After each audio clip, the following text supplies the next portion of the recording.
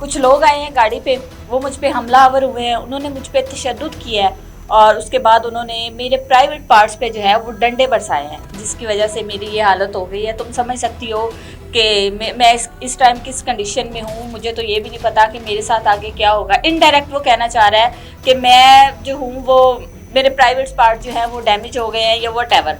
ये कहने के बाद ये सारी उसको फिल्म सुना देता है। अब वो जो है जाहिर सी बात है, एक अनमैरिड लड़की है, उसको क्या पता हो ये सारी चीज़ों का, ये मेरे साथ कोई फिल्म चला रहा है। अस्सलाम वालेकुम, मैं हूं सोनिया खान और आप देख रहे हैं 89 न्यूज़। लाहौर में एक बड़ा अजीबोगरीब वाक़या सामने आया है, जिसमें एक खूबसूरत लड़की जिसकी शादी होती है, जिसका पहले रिश्ता तय होता है, रिश्ता तय होने के बाद मंगनी होती है और मंगनी के बाद इसकी शादी हो जाती है। और ये शादी जो है ये अरेंज मैरिज है, यानी उसकी मर्ज़ी से नहीं है, ये पेरेंट्स की मर्ज़ी से है और फैमिली में ही ये शादी है। जिसके साथ इसकी शादी होती है वो लड़का जो है वो बेसिकली गे होता है और इस बात का इस फैमिली को पता था, यानी कि उसके वालिदैन को पता था, लेकिन लड़की के वालिदैन को पता नहीं था। वैसे तो ये रिश्तेदार हैं, लेकिन क्योंकि थोड़े दूर के रिश्तेदार हैं तो इनका आना जाना जो है वो ज़रा कम है। जिन दिनों में इनकी मंगनी होती है या जिन दिनों में इनका सारा रिश्ता तय होता है, उन दिनों में भी कोई किसी किस्म का कोई शक शुबा या इस तरह की चीज़ें जो है वो सामने नहीं आती। वक्त गुजरता जाता है और उसके बाद इन दोनों की शादी हो जाती है। जब शादी होती है तो उसके बाद क्या होता है कि ये पूरी फैमिली जो है, जिसमें इनका बेटा गे और ये वालिदैन जो है, ये लड़की के साथ किस तरह से ड्रामा रचाते हैं। सबसे पहले ये लड़का जो है जब ये रूम में आता है तो पहले तो कज़न्स के साथ वो लड़की बैठी रहती है, कज़न्स को पढ़ाया होता है या कज़न को कह लें सिखाया होता है, ये ज़्यादा टाइम जो है वो उनके साथ स्पेंड करती है। जिस रात उसने अपने शौहर के साथ बैठना होता है, बातचीत करनी होती है, वो टाइम जो है वो इसका गुजर जाता है कज़न्स के साथ। उसके बाद क्या होता है, उसके थोड़े दिन बाद, 1-2 दिन बाद लड़का जो है वलीमा हो जाता है, वलीमे की तकरीबात ख़त्म हो जाती हैं। लड़का जो है वो आके कहता है कि देखो मुझे पता है कि वो हमारी ज़िंदगी की बड़ी अहम रात थी, लेकिन मैं तुम्हारे पास नहीं आया या हमारे घर में मेहमान थे या कुछ वजूहात थी, कज़न्स आए हुए थे, तो हमने तो सारी ज़िंदगी इकट्ठे रहना है ना, तो ज़रूरी तो नहीं कि वो रात में पास नहीं आ सका या वो रात में रूम में नहीं आ सका, हम वो मिलकर टाइम स्पेंड नहीं कर सके। तो इसमें किसी किस्म का जो है वो दिल में कोई चीज़ ना रखना। बल्कि मैं इसलिए भी नहीं आया कि मैं चाहता हूँ कि हम लोग क्या करते हैं कि हम लोग पहले एक दूसरे को समझते हैं और समझने के बाद हम अपनी अज़वाजी ज़िंदगी की शुरुआत करेंगे।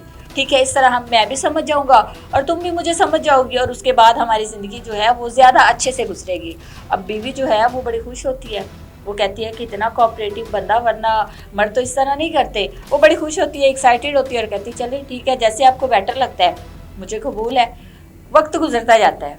लड़के की जो बहनें हैं, लड़के की जो कज़न्स हैं, फैमिली मेम्बर्स हैं, वो बड़े अच्छे से रहते हैं। फैमिली में से कोई बंदा जो है वो लड़की को ये शो नहीं करवाता कि तुम्हारा जो शौहर है वो गे है। वक्त गुजरता जाता है, लेकिन लड़की जो है वो फील करती है।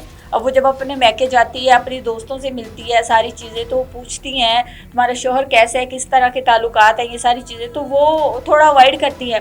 वक्त गुजर रहा है, अब यहाँ पे लड़के को भी समझ आ रही है, यानी गे को भी समझ आ रही है कि मेरी बीवी से लोग जो है वो पूछताछ करते हैं और वो इस चीज़ को महसूस कर रही है कि मैंने उससे बड़ा एक डिस्टेंस रखा हुआ है। वो क्या करता है कि ड्रामा रचाता है। ऑफिस से आता है और ऑफिस से जब आता है तो उसको पट्टियाँ लगी होती हैं और पट्टियों पे बज़ाहिर जो है वो खून भी नज़र आ रहा होता है और बीवी पूछती है क्या हुआ, अल्लाह खैर करे, क्या हो गया। तो वो कहता है कि गाड़ी में आ रहा था ऑफिस से, कुछ लोग आए हैं गाड़ी पे, वो मुझ पे हमलावर हुए हैं, उन्होंने मुझ पे तशद्दुद किया है और उसके बाद उन्होंने मेरे प्राइवेट पार्ट्स पे जो है वो डंडे बरसाए हैं, जिसकी वजह से मेरी ये हालत हो गई है। तुम समझ सकती हो कि मैं इस टाइम किस कंडीशन में हूँ। मुझे तो ये भी नहीं पता कि मेरे साथ आगे क्या होगा। इनडायरेक्ट वो कहना चाह रहा है कि मैं जो हूँ वो मेरे प्राइवेट पार्ट जो है वो डैमेज हो गए हैं या वट एवर। ये कहने के बाद ये सारी उसको फिल्म सुना देता है। अब वो जो है जाहिर सी बात है, एक अनमैरिड लड़की है, उसको क्या पता हो ये सारी चीज़ों का, ये मेरे साथ कोई फिल्म चला रहा है। दूसरी जानिब अगर फैमिली की बात करें तो फैमिली जो है वो बड़े अच्छे से रह रही है। फैमिली कुछ नहीं शो करवा रही कि हमारा बेटा जो है वो शादी के काबिल ही नहीं था, वो गे था और माशरे में हमने अपनी नाक को ऊंचा रखने के लिए हमने एक लड़की की ज़िंदगी तबाह कर दी, जिसके वालिदैन को कोई खबर नहीं थी, रिश्तेदारों को नहीं पता था। वैसा नहीं था कि वालिदैन को पता नहीं था, वालिदैन को पता था, लेकिन जानबूझ के उन्होंने एक बेटी की ज़िंदगी तबाह की। अब यहाँ तक चीज़ें चलती रहती हैं।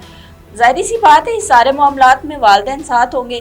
वक्त गुजरता जाता है और लड़की से लोग पूछना शुरू कर देते हैं भाई कब गुड न्यूज़ दे रही हैं, क्या चक्कर है, शादी आना जाना कम है शौहर का, ये वो सारी चीज़ें। क्या होता है अब ये चीज़ें जो है वो उसकी ससुरालिये जो है वो भी सुन रहे हैं, वो भी फेस कर रहे हैं कि इससे बड़े सवालात किए जाते हैं और हमें भी जवाब देना पड़ता है सारी चीज़ों का। तो वो क्या करते हैं कि बेटे को बाहर भेज देते हैं, लड़का बाहर चला जाता है, यानी कि मुद्दा ही गायब हो जाता है। लड़का बाहर चला जाता है कि लड़का बाहर गया हुआ है, भाई शौहर बाहर गया हुआ है। जब ये वहाँ पे जाता है तो पता नहीं ये क्या सोचता है समझता है, और वहाँ पे जाके ये अपनी बीवी को कॉल करता है कुछ टाइम के बाद। कहता है कि देखो मैं यहाँ पे सेटल तो हो गया हूँ, लेकिन मैं तुम्हें ये बताऊँ कि मुझे तो कैंसर हो गया है और मेरा तो कोई पता नहीं। मुझे डॉक्टर्स ने कहा है तुम्हारा कोई पता नहीं, मैं तो मर जाऊंगा। और तुम जवान हो, खूबसूरत हो, अभी तुम्हारी एज ही कितनी है और अभी कितना ही टाइम हुआ है हमारी शादी को।